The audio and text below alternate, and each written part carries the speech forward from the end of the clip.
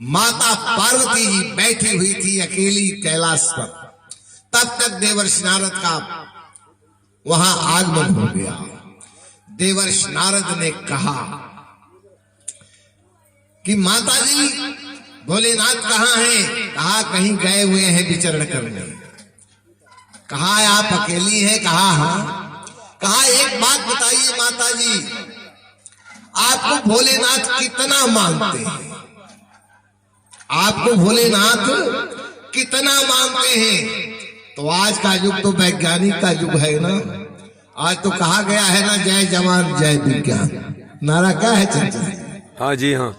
क्या नारा है? जय जवान जय किसान जय विज्ञान।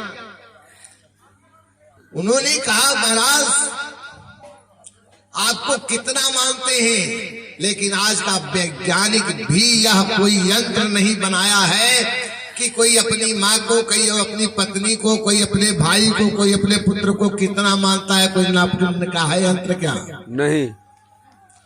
मैया पार्वती ने कहा मुझे तो भोलेनाथ बहुत मानते हैं। कहा कितना मानते हैं? कहा बहुत मानते हैं। देवर्षि नारद ने कहा बहुत मानते हैं तो आपको बगल में बिठाते हैं, आपको बगल में बिठाते हैं। एक नारी ऐसी है जिसको नहीं मानते उसको सर पर बिठाए हैं। तो सर पे बिठाने वाले को ज्यादा मानते हैं कि बगल में बिठाने वाले? सर पे बिठाने वाले। मैया पार्वती ने कहा कि हे देवर्ष, जिन भगवान की चरण की धूल मस्तक पर धारण की जाती है, उस चरणों से निकली हुई नारी गंगा को क्या अगल बगल बिठाया जाएगा कि उनका स्थान सिर पे ही सुरक्षित है? कहा उनका स्थान तो सिर पे ही सुरक्षित है। कहा चाहिए एक बात और बताइए। कहा क्या बात है? कहा ये बताइए कि क्या नाइसिल और पॉन्ड्स की फैक्ट्री बंद हो गई है क्या? कहा क्या बात है? कहा भगवान भोलेनाथ चिता का भस्म अपने शरीर पे लगाते हैं जो राम नाम केमिकल से तैयार है, न जिसका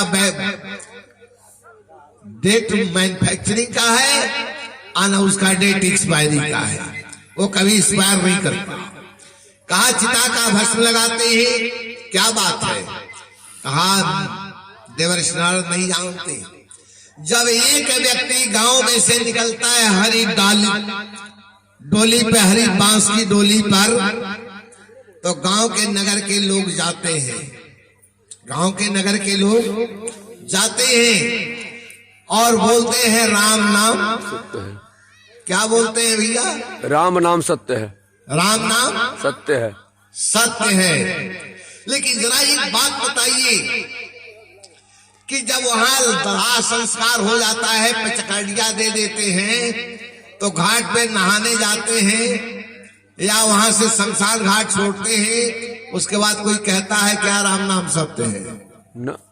लौट के आते वक्त कोई बोलता है राम नाम सत्य है? नहीं। बोलता है कोई? नहीं, कोई नहीं बोलता है। इसलिए एक बात आपको बता दें, किसी देवता के आगे सत्य शब्द नहीं लिखा है। किसी देवता के आगे सत्य शब्द नहीं लिखा है, लेकिन देवाधिदेव महादेव भोलेनाथ का जहां आप मंदिर देखेंगे वहां लिखा रहता है सत्यम शिवम सुंदरम सुंदरम।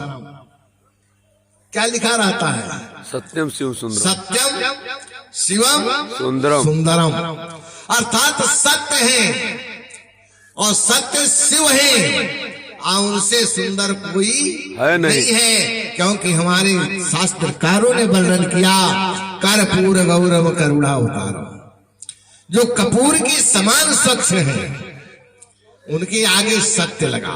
कहा क्यों लगा? क्यों लगा? इसलिए कि जब ये गांव वाले चले आते हैं पचलकड़िया देकर, और जब चिता की राख ठंडी होती है, चिता की आग ठंडी हो जाती है, तो जानते ही भगवान शिव, आप देखिए होंगे इस समय जितना भी शमशान घाट बना है, चाहे आपका माड़ा पार में हो, चाहे राप्ती घाट गोरखपुर में हो, चाहे काशी बड़हलगंज में हो, वहाँ भगवान शिव की मूर्ति बनी हुई है कि नहीं बनी हुई है? बनी हुई है। बनी है कि नहीं बनी है? बनी है। बनी है ना? जी हाँ। अर्थात भगवान शिव कहाँ रहते हैं? सारे लोग महल में रहते हैं, सारे लोग राज दरबार में रहते हैं, और भगवान शिव कहाँ रहते हैं? शमशान घाट। शमशान घाट। शमशान घाट का मतलब क्या हुआ? देखिए, हमारे चंचल जी महाराज ने कहा शमशान। शमशान का अर्थ जानते क्या होता है? सब माने